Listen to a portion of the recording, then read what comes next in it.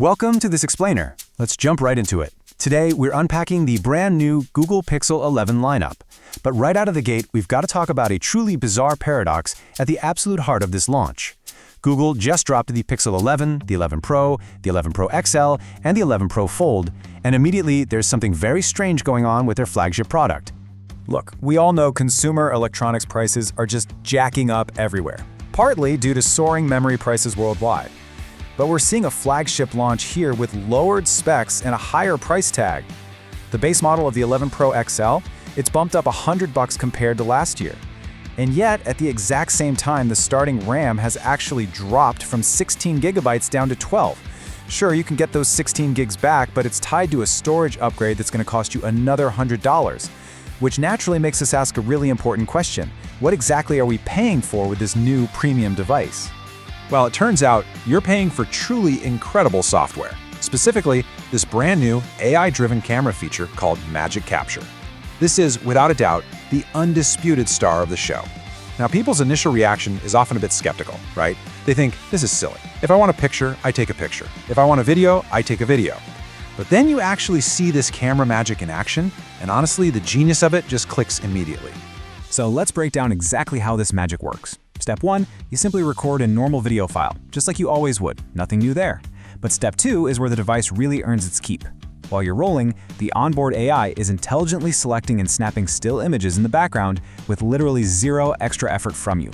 Then, step 3, it takes those background images, crops them perfectly, unblurs them, and tweaks them to look absolutely stunning.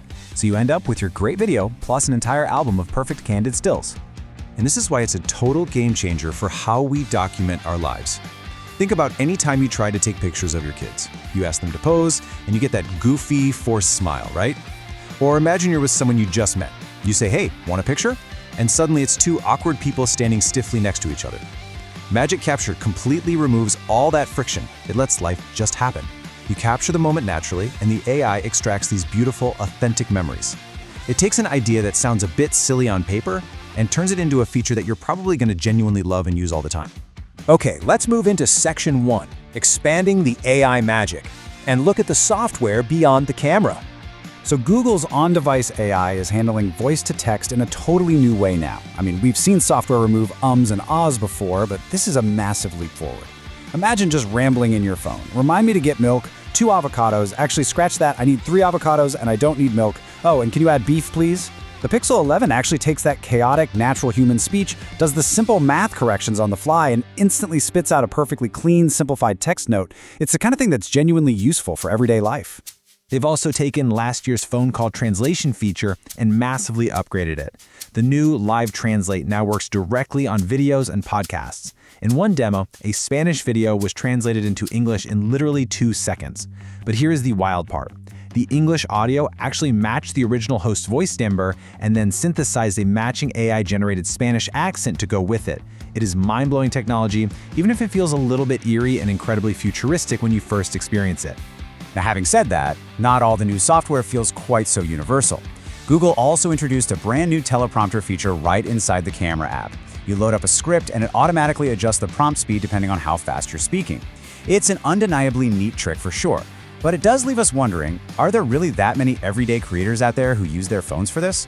For a feature they showcased as a major launch highlight, it seems aimed at a super niche group of users. Which brings us to section 2, the machine. Let's look at the hardware and design tweaks powering all this. The headlining hardware change on the Pro devices, so that's the Pro, the XL, and the Fold, is something they're calling the highlight. It's basically a cluster of lights right where the camera flash used to be. It acts as an advanced notification light that can glow specific colors for certain contacts. But its main gig? Visualizing your interactions with the Gemini AI using these flowing color patterns. It's a genuinely neat way to know your voice-operated tool is actually listening to you. But there's a catch. To use it, you have to place your phone face down on the table, which obviously exposes your screen to scratches. And to make room for this fancy light, Google actually had to completely remove the temperature sensor that's been on the Pro devices since the Pixel 8. Looking at the camera hardware itself, we see a pretty interesting split. The base Pixel 11 and the Pixel 11 Pro Fold get a brand new, bigger main sensor. This lets in a lot more light for significantly better image quality, which is exactly what you want feeding that Magic Capture AI. Conversely though, the Pro and Pro XL are actually rocking the exact same main sensor as last year. Instead of a new main sensor, they get an improved telephoto lens. It keeps a 5x optical zoom, but uses massive AI generation to push that all the way to a 120x super zoom, using software to intelligently fill in the missing details. Let's quickly run through a few other notable hardware tweaks. Aesthetically, there's a super bright hot pink color option called Hibiscus. For the Pro models, the Obsidian and Olive colors get a matte frame, while Fog and Canyon keep the polished metal look. We're also getting slightly brighter screens on the Pros and faster Qi 2.2 25-watt wireless charging across all 4 devices. But surprisingly, the Pro devices actually feature slightly smaller batteries than last year. This tells us Google is heavily relying on the energy efficiency of their new Tensor G6 chip to carry the load. If we look specifically at the Pixel 11 Pro Fold, it's thinner, it's lighter, and it boasts a polished metal hinge that is reportedly 3 times stronger than before. The screen crease is improved too, though, it is still visible. But there's a very unique design quirk going on here. When you hold it, there is a distinct asymmetric panel discrepancy.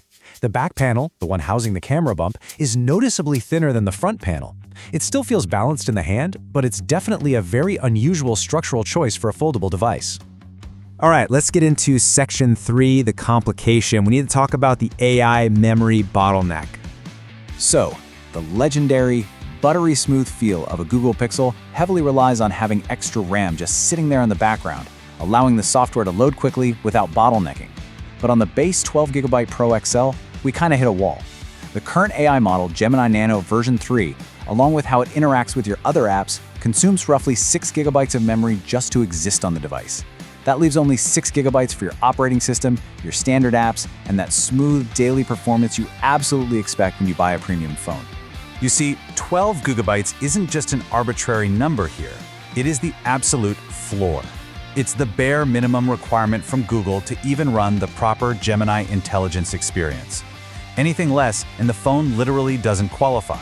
So Google has essentially taken their brand new, super expensive Pro phone and launched it sitting right on the bare minimum line for its own flagship software. Which leaves us with this final crucial thought. AI models don't get smaller, right? They invariably grow larger and much more complex over time.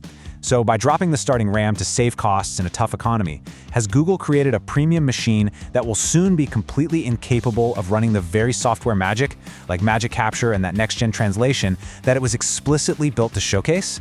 When Gemini Nano V4 inevitably arrives, is this 12GB Pro phone going to be left behind?